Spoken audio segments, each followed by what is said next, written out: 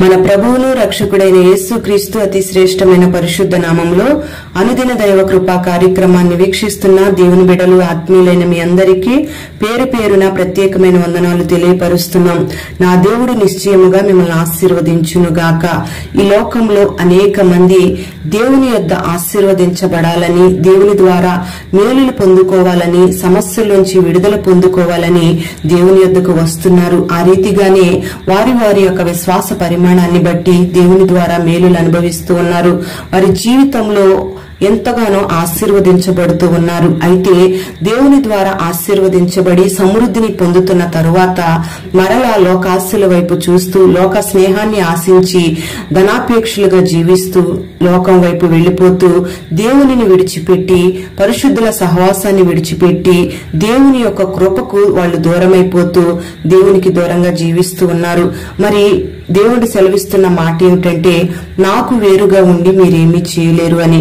ఈ లోకంలో చాలా మంది దేవునికి దూరంగా ఉండి ఏదో సాధించాలని అనుకునే వాళ్ళు చాలా మంది ఉన్నారు. ప్రియ దేవుని బిడ్డలారా, మరి అబ్రహాము యొక్క చరిత్రను మనం గమనిస్తే, అబ్రహామును దేవుడు పిలిచినప్పుడు మారు మాట మాట్లాడకుండా అబ్రహాము దేవుడు చూపించిన ప్రాంతానికి వెళ్ళాడు. మరి దేవుడు వెళ్ళమన్న ప్రాంతానికి విధేయుడై వెళ్లటం వల్ల దేవునితో నడక ప్రారంభించిన దగ్గర నుంచి అబ్రహామును దేవుడు అంచెలంచెలుగా ఆశీర్వదిస్తూనే వచ్చాడు.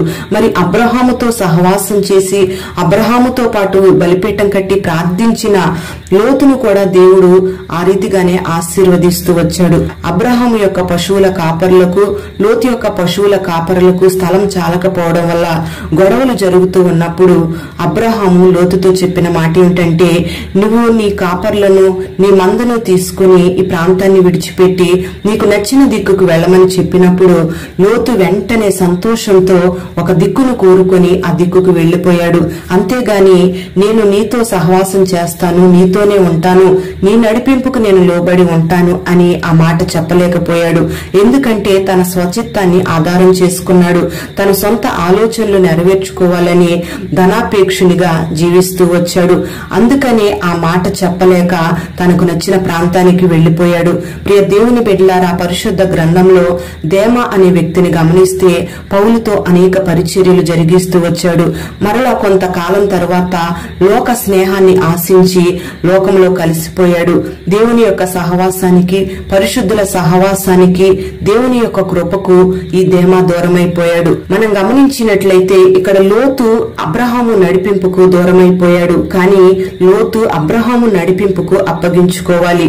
ఆ రీతిగానే పౌలు యొక్క నడిపింపుకు దేమ అప్పగించుకోవాలి. ఏలియా యొక్క నడిపింపుకు ఎలీషా అప్పగించుకోవాలి.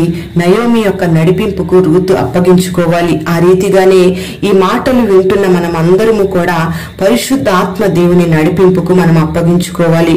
Praise the Lord. రూతు చరిత్రను మనం జ్ఞాపకం చేసుకుంటే నయోమి రూతుతో చెప్పిన మాట ఏమిటంటే, నువ్వు నీకు నచ్చిన ప్రాంతానికి వెళ్లిపో, నువ్వు నన్ను విడిచిపెట్టి వెళ్లిపో అని చెప్పినప్పుడు ఆ మాట అనొద్దు, నేను నీతోనే వస్తాను, నీ నడిపింపుకు లోబడతాను, నీ దేవుడే నా దేవుడు అని నయోమితో సహవాసం చేయడానికి, పరిశుద్ధమైన జీవితం చేయడానికి రూతు ఇష్టపడింది. అందుకే రూతును దేవుడు గొప్పగా ఆశీర్వదిస్తూ వచ్చాడు.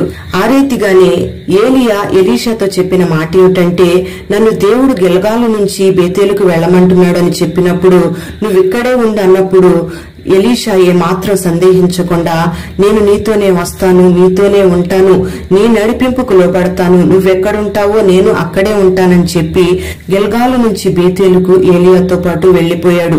మరి గిల్గాలులో సమృద్ధి లేదా అంటే సమృద్ధి కలిగిన ప్రాంతమే, సంతోషంతో ఉన్న ప్రాంతమే. ఇక్కడ ఎలీషా సమృద్ధి కలిగిన గిల్గాలు ప్రాంతాన్ని విడిచిపెట్టి ఏలియాతో ఉండడానికి, ఏలియా నడిపింపుకు లోబడి ఏలియాతో ఉండడానికి ఇష్టపడ్డాడు.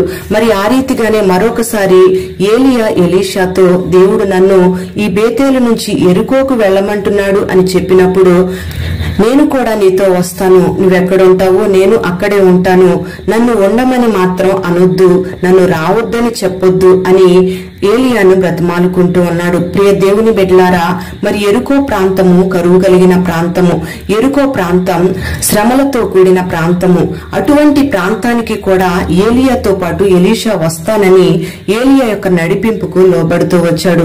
ఇక్కడ మనం గమనించినట్లయితే ఈ లోకంలో వెండి బంగారాలు, ఆస్తులు, ఐశ్వర్యాలు ముఖ్యం కాదు గాని దేవుని యొక్క పరిశుద్ధ సహవాసము, దేవుని యొక్క నడిపింపు, దేవునితో స్నేహం ముఖ్యమని చెప్పి ఇక్కడ ఎలీషా గమనించి ఏలియాతో నడిచినట్లుగా మనం చూస్తూ ఉన్నాం. అందుకే ఎలీషా 2 పాళ్ళ అభిషేకాన్ని పొందుకొని అద్భుతమైన మహత్తరమైన కార్యాలను ఎలీషా జరిగిస్తూ వచ్చాడు. ప్రియ దేవుని బిడ్డలారా, మనం గమనించాలి, ఈ లోకంలో మనకు వెండి బంగారాలు, ఆస్తులు, ఐశ్వర్యాలు మనం సంపాదించి కూడబెట్టుకున్న దేవుని మాట ముఖ్యమని గమనించాలి, దేవుని నడిపింపు ముఖ్యమని గమనించాలి, దేవునితో స్నేహం, పరిశుద్ధమైన సహవాసం మనకు ముఖ్యమని గమనించుకోవాలి.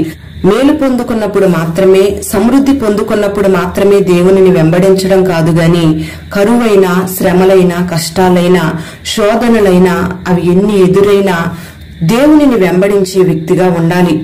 అప్పుడే పరలోక రాజ్యములను స్థానాన్ని సంపాదించుకుంటావు, 2 అంతల అభిషేకాన్ని పొందుకుంటావు, 2 అంతల మేలులు పొందుకొని నువ్వు దేవుని కొరకు సాక్షిగా దేవుని నామ మహిమాత్మై జీవించగలుగుతావు. మరి ఆ రీతిగా సంతోషం ఉన్నప్పుడు మాత్రమే వెంబడించడం కాకుండా శ్రమలైన, కష్టాలైన దేవుని వెంబడించి దేవునితో అంటుకట్టబడి దేవుని నడిపింపుకు లోబడే అనుభవాన్ని ఈ మాటలు వింటున్న మనకందరికీ దేవుడు అనుగ్రహించి మనల్ని బలపరచునుగాక.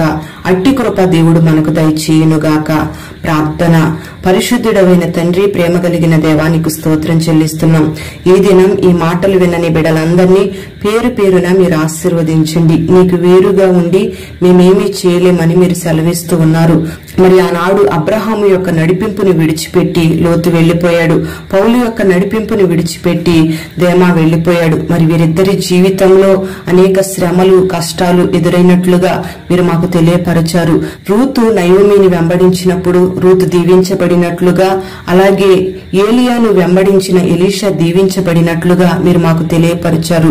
ఆ రీతిగానే పరిశుద్ధుడవైన నిన్ను, నీతో సహవాసాన్ని, నీతో ఉన్న స్నేహాన్ని మేము కష్టాలు ఎదురవ్వగానే విడిచిపెట్టే వారంగా కాకుండా నీతో కలిసి జీవించి, నీతో స్నేహించి, శ్రమలైన, సంతోషమైన, కరువైన, సమృద్ధి అయినా, అది ఏ పరిస్థితి అయినా నిన్ను వెంబడించే కృపను మీరు అనుగ్రహించండి. ఈ మాటలు విన్నని బిడ్డలందరికీ కూడా అట్టి మనసును మీరు కలుగు చేసి ఎలీషాను బలపరిచినట్లుగా నీ బిడ్డలను మీరు బలపరిచి 2 పాళ్ళ అభిషేకముతో 2 అంతల మేలుతో నింపి ఆశీర్వదించమని యేసు పేరట వేడుచు ఉన్నాము తండ్రి. ఆమేన్.